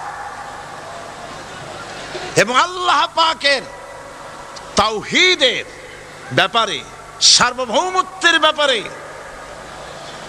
এত বিস্তারিত অল্পের মধ্যে আর অন্য কোন আয়াতের মধ্যে ভাবে আসে নাই। এই জন্য আয়াতুল কুরসির এত মর্যাদা।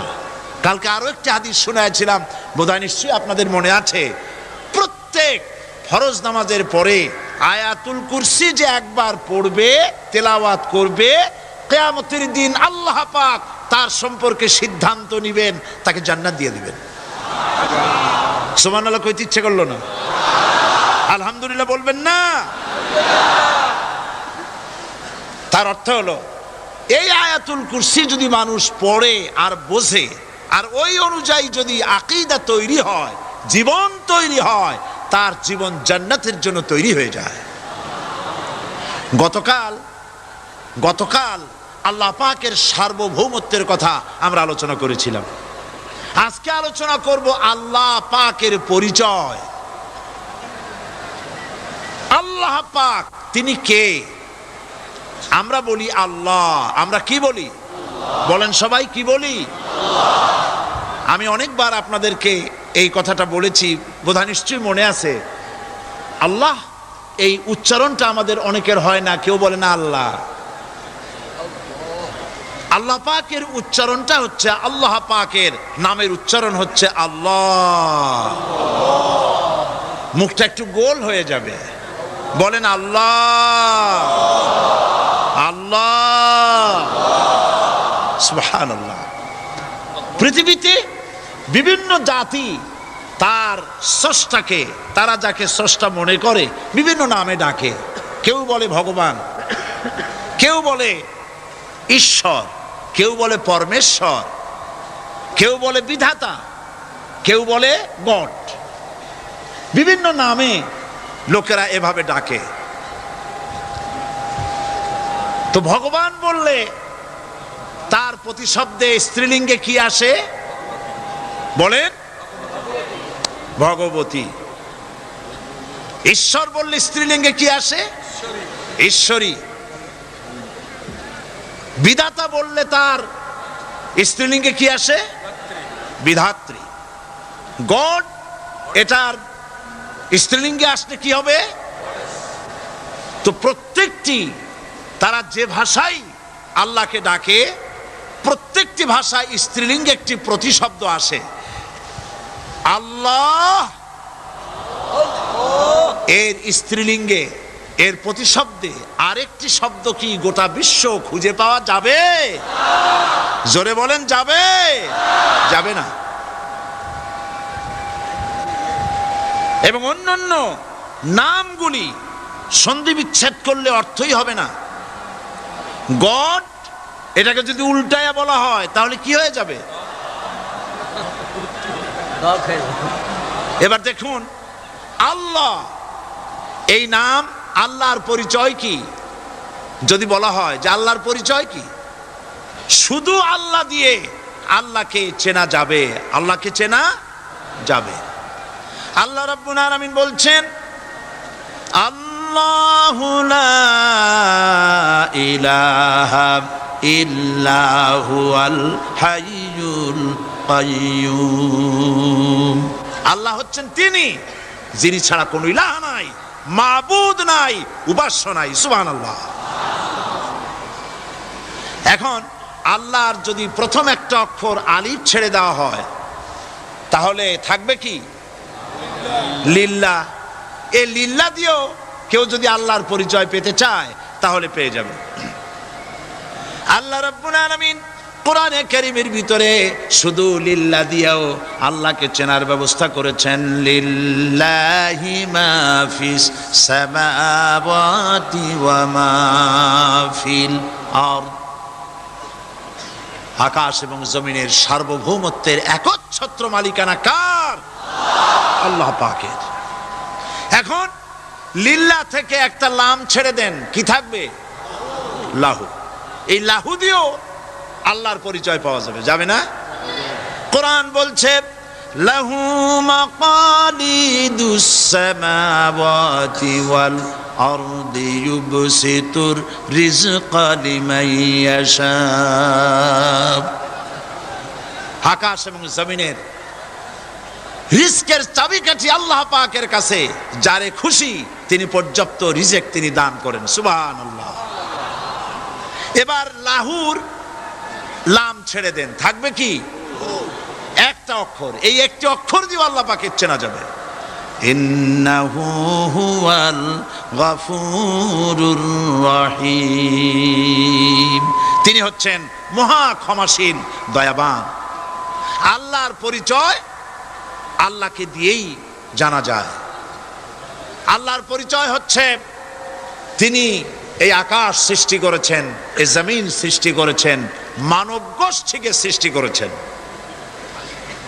আকাশের স্রষ্টাকে, জমিনের স্রষ্টাকে, মানুষের স্রষ্টাকে আল্লাহ পাক। দেখুন, আল্লাহ পাক আকাশের স্রষ্টা, জমিনের স্রষ্টা, মানুষের স্রষ্টা। এই কথাকে ভুলিয়ে দেওয়ার জন্যে,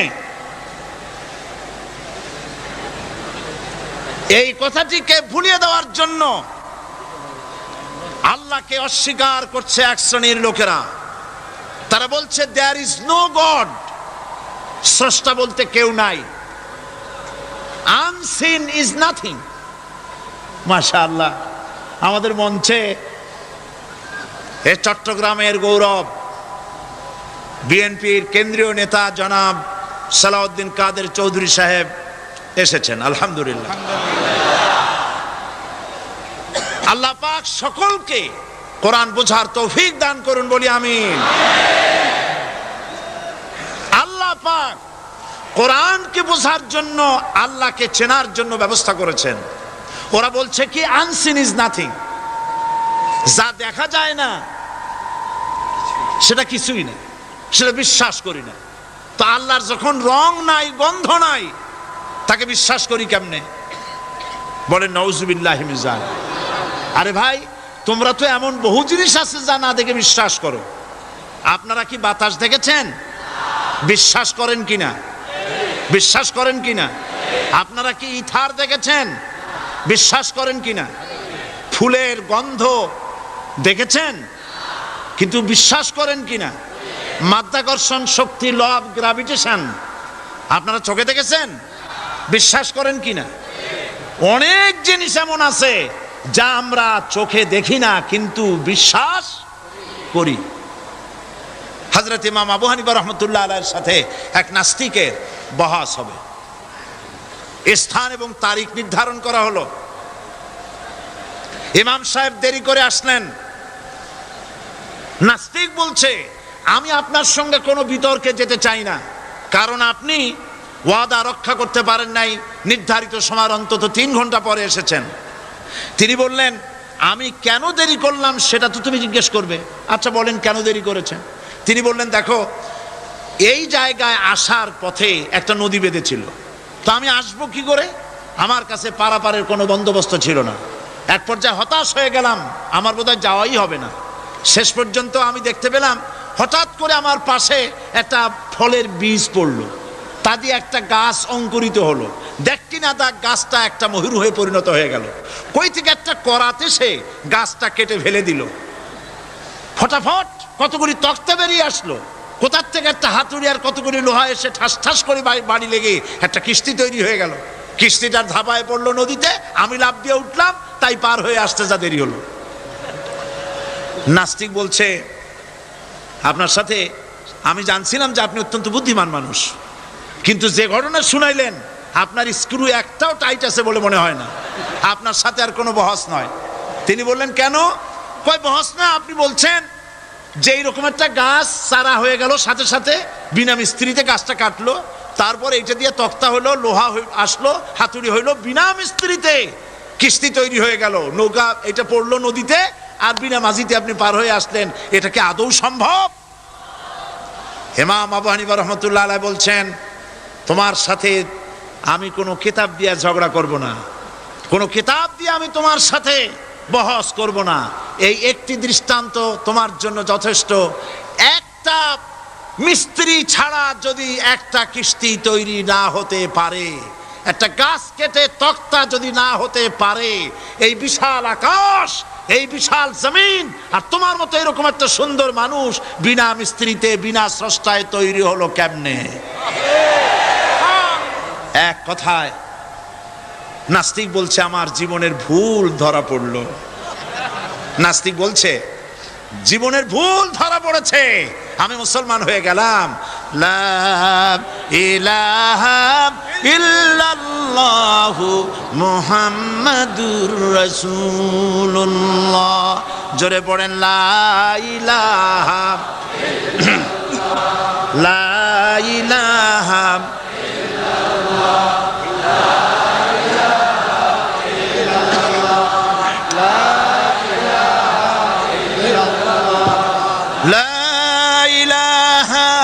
ইল্লাল্লাহু মুহাম্মাদুর রাসূলুল্লাহ। প্রিয় কোরআন পাগল ভাই সব, মাহফিল কর্তৃপক্ষ আমাকে স্লিপ দিয়েছে, প্রচন্ড চাপ সৃষ্টি হয়েছে চতুর্দিকের রাস্তায়, মানুষ বসার জায়গা পাচ্ছে না, দাঁড়াবারও জায়গা নাই। আমরা তো এই মাঠ টেনে লম্বা করতে পারবো না, তবে আপনারা একটু চেপে বসলে বোধহয় ভালো হয়। আপনারা কি রাগ করবেন নাকি? তাহলে বসা অবস্থায় দাঁড়াবেন না মোটেই? বসা অবস্থায় সামনের দিকে একটু এগিয়ে আসা যায় কিনা?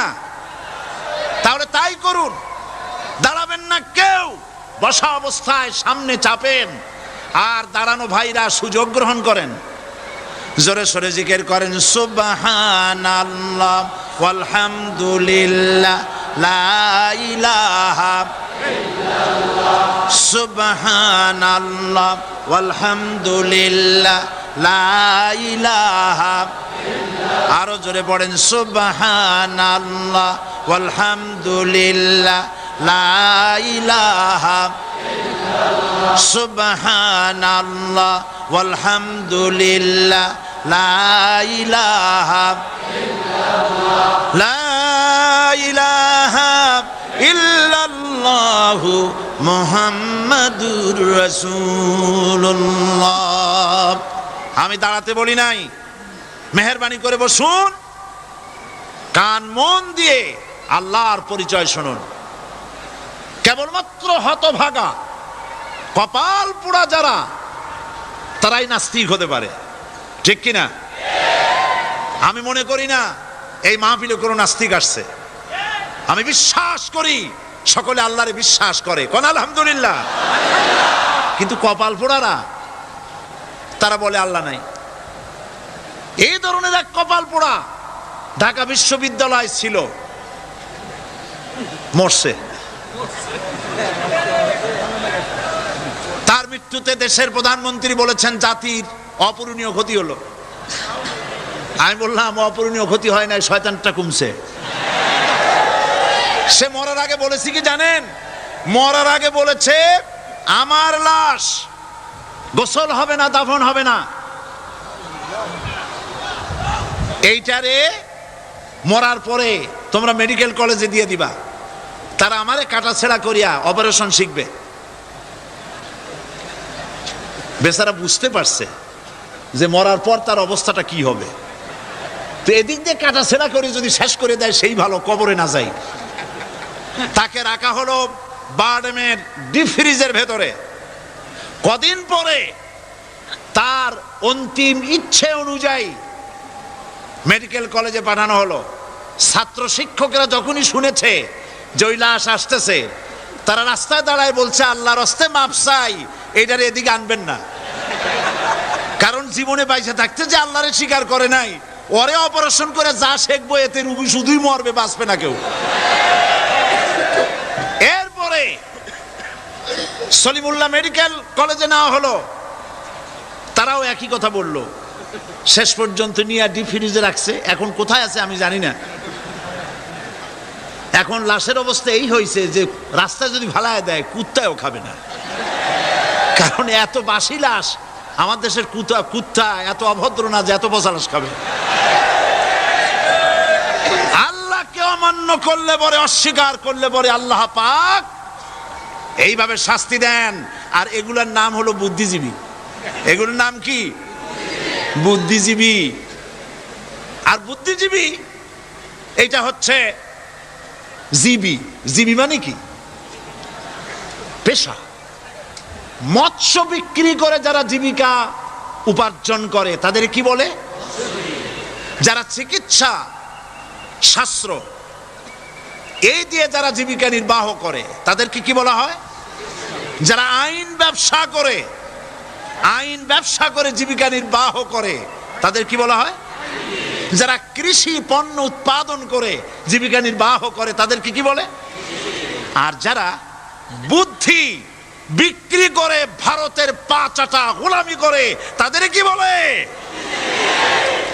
এই কোরআন শরীফে কিন্তু কোথাও বুদ্ধির কথা নাই, সব আছে জ্ঞানের কথা। কোরআন শরীফে কি আছে? কোথাও বুদ্ধির কথা নাই, সব জায়গায় জ্ঞানের কথা। কোরআন শরীফে কি কথা আছে হে আল্লাহ তুমি আমার বুদ্ধি বাড়ায় দাও? আছে? কোরআন শরীফে আল্লাহ রাব্বুল আলামিন শিখায় দিয়েছেন, বলো রব্বি জিদনি ইলমা। পড়েন সবাই, রব্বি জিদনি ইলমা। হায় আল্লাহ তুমি আমার বুদ্ধি বাড়াও নাকি? তুমি আমার কি বাড়াও? আমার জ্ঞান বাড়াও। ওয়াল্লাযীনা উতুল ইলমা দারাজাত। আল্লাহ পাক বলছেন যাকে আমি জ্ঞান দান করছি তার মর্যাদা বৃদ্ধি করে দিয়েছি। সুবহানাল্লাহ। জ্ঞানের মর্যাদা বেশি। বুদ্ধি, পৃথিবীতে শ্রেষ্ঠ বুদ্ধিজীবী হচ্ছে বুদ্ধিজীবীদের নেতা, বুদ্ধিজীবীদের সর্দার, যে তার নাম কি জানেন? শয়তান। বড় বুদ্ধিজীবীর নাম কি? শয়তান। দেখেন ওর বুদ্ধি। আর আদম আলাইহিস সালামকে আল্লাহ পাক কি দিয়েছিলেন? ইলম। কি দিয়েছিলেন? ওয়া আল্লামা আদামাল আসমা কুল্লাহা। আমি আদমকে কি দিছি? জ্ঞান দান করেছি। শয়তান হলো বুদ্ধিজীবী। ও বুদ্ধিজীবী করলো কি দেখেন, আল্লাহ পাক বললেন আদমকে সৃষ্টি করে উসজুদু লি আদামা ফাসাজাদু ইল্লা। আল্লাহ রাব্বুল আলামিন উপস্থিত সকলকে হুকুম করলেন আমার আদমকে সেজদা দাও। সবাই সেজদা করলো। করলো না কে? মিস্টার ইবলিস সেজদা করলো না। আল্লাহ পাক প্রশ্ন করলেন, ইবলিস তুমি আমার হুকুম মানলে না কেন? কেন তুমি সেজদা করলে না? শয়তান তখন বুদ্ধির আশ্রয় নিল। শয়তান বলল,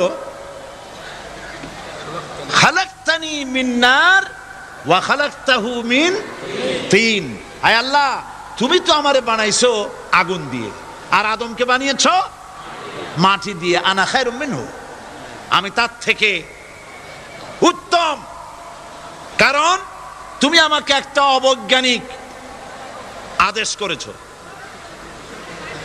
মাটির গতি নিম্নমুখী, আর আগুনের গতি ঊর্ধ্বমুখী। ঊর্ধ্বমুখী জিনিসকে নিম্নমুখী জিনিসের সামনে মাথা নত করতে বলা সম্পূর্ণ আনসাইন্টিফিক। এই জন্য আমি এটা মানতে পারিনি। আল্লাহ পাক বললেন কিচ্ছু না, মানুষ জায়গা না পাই আসতেছে, বসান। এখানে যারা দাঁড়িয়েছে বসা লোকেরা, তাদেরকে বসায় দেন, বসেন। আরে ভাই, আপনারা বোঝেন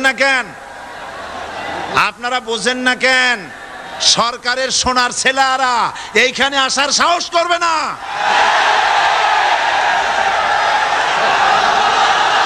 জায়গা পায় না,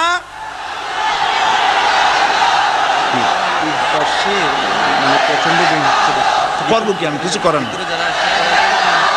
বসেন, থামেন। মানুষ বসার জায়গা পাচ্ছে না বলে অসুবিধা হচ্ছে। নড়াচড়া কেউ করবেন না, কোন আওয়াজ করবেন না। আল্লাহ তৌফিক দিন, জোরে কোন আমিন। আল্লাহ পাক বলেন ইন্নাকা রাজিম মারদুদ, তোর উপরে আল্লাহর লানাত, অভিশাপ, আমার দরবার থেকে বেরিয়ে যা।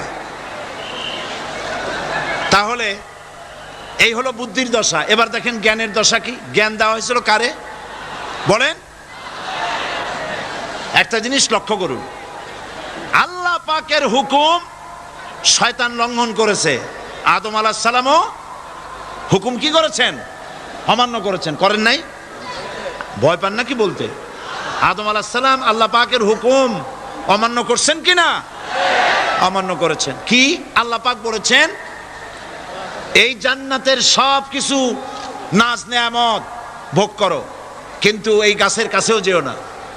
নিষেধ করেন নাই? হযরত আদম আলাইহিস সালাম